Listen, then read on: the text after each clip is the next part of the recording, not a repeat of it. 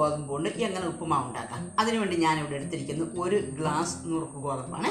ഇത് നന്നായിട്ടൊന്ന് കഴുകി നമുക്ക് വാലയ്ക്ക് വെക്കാം. വാലയ്ക്ക് വെച്ച് വെള്ളം തോർന്ന് കഴിയുമ്പോൾ അല്പം എണ്ണയ്ക്കകത്തൊന്ന് വറുത്തെടുക്കാം. ഒരു മുഴുത്ത സബോള എടുത്ത് 2 മീഡിയം സൈസ് ക്യാരറ്റ് ഉണ്ട്, 1 ടേബിൾ സ്പൂൺ ഇഞ്ചി പൊടി പൊടിയായിട്ട് അരിഞ്ഞത്, ഒരു 3 പച്ചമുളക് വട്ടം വട്ടം അരിഞ്ഞ് വെച്ചിട്ടുണ്ട്. പിന്നെ അതേ നമുക്ക് ആവശ്യത്തിന് ഫ്രോസൺ ഗ്രീൻ പീസ് ഉണ്ടെങ്കിൽ അത് ശകലം ചേർക്കാവേ. ഇപ്പം ഉള്ളവർ ചേർത്താൽ മതി, ഇതിപ്പോൾ ഇവിടെ ഉള്ളത് കൊണ്ട് ഞാൻ ചേർക്കാൻ എടുത്താൽ. പിന്നെ ഒരു അല്പം ഉഴുന്ന് വേണം നമുക്ക് കടുക് പൊട്ടിക്കാൻ വേണ്ടി.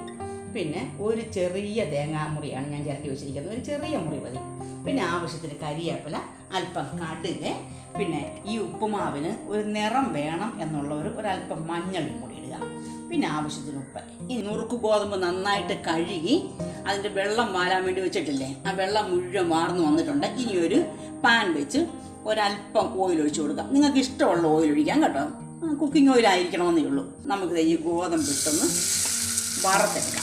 ഇതുപോലെ നന്നായിട്ട് വെള്ളം വറ്റി വന്നിട്ടുണ്ട്. ഇത് നമുക്കിനി തീ ഓഫ് ചെയ്ത് മാറ്റി വെക്കാം. ഉപ്പ് ഉണ്ടാക്കാനുള്ള പാത്രം അടുപ്പത്ത് വെച്ച് നമുക്ക് ശകലം എണ്ണ ഒഴിച്ചു കൊടുക്കാം. സൺഫ്ലവർ ഓയിലാണ് ഒഴിച്ചിരിക്കുന്നത്. അല്പം കടുക് ഇട്ട് കൊടുക്കാവേ, അല്പം ഉഴുന്നിട്ട് കൊടുക്കാം, ഇഞ്ചിയും പച്ചമുളകും ഇട്ട് കൊടുക്കാവേ. അത് മൂത്ത് വരുമ്പോഴേ സബോള ഇട്ട് കൊടുക്കാം.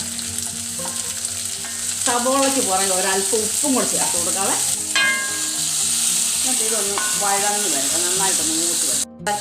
കൊത്തി അരിഞ്ഞ് വെച്ചിരിക്കുന്ന ക്യാരറ്റ് ഇട്ട് കൊടുക്കാം, അതൊന്ന് പതുക്കെ ഒന്ന് വഴന്ന് വരണം. കരിവേപ്പില ഇട്ട് കൊടുക്കാവേ. പിന്നെ ഫ്രോസൺ ഗ്രീൻ പീസ് ഇട്ട് കൊടുക്കാവേ. ഏത് ഗ്ലാസ്സിലാണോ ഗോതമ്പ് അളന്നെടുത്തത് അതേ ഗ്ലാസ്സിൽ തന്നെ 1 ഗ്ലാസ് ഗോതമ്പെങ്കിൽ 2 ഗ്ലാസ് വെള്ളം, നമുക്ക് 2 ഗ്ലാസ് വെള്ളം ഇതിലേക്ക് ഒഴിച്ചു കൊടുക്കാം.